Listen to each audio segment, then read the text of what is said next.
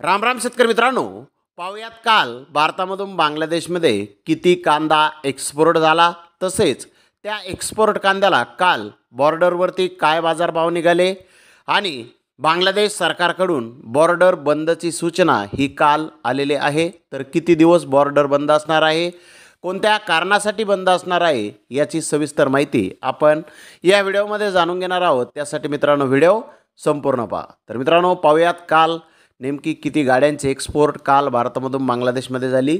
तर मित्रांनो काल गोजेडांगा येथून 65 कांदा गाड्यांची एक्सपोर्ट ही काल भारतामधून बांगलादेशमध्ये झालेली आहे. तर मेंदीपूर बॉर्डर येथून 73 गाड्यांची एक्सपोर्ट ही झालेली आहे.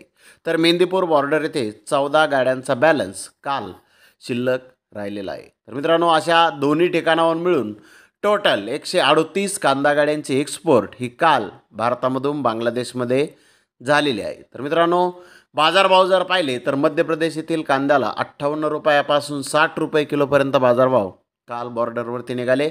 तर नाशिक जिल्ह्यातील कांद्याला 60 रुपयापासून 62 रुपये किलोपर्यंत बाजारभाव काल बॉर्डरवरती निघाले.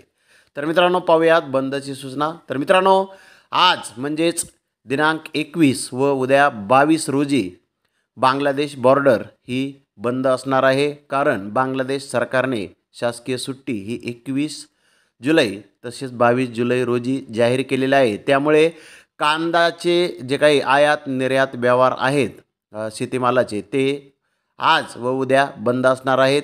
23 जुलैपासून पुन्हा एकदा कांद्याची निर्यात ही सुरळीत चालू होईल. तर धन्यवाद मित्रांनो, आपण माझा व्हिडिओ शेवटपर्यंत पाहिल्याबद्दल. व्हिडिओ आवडल्यास लाईक करा, शेअर करा.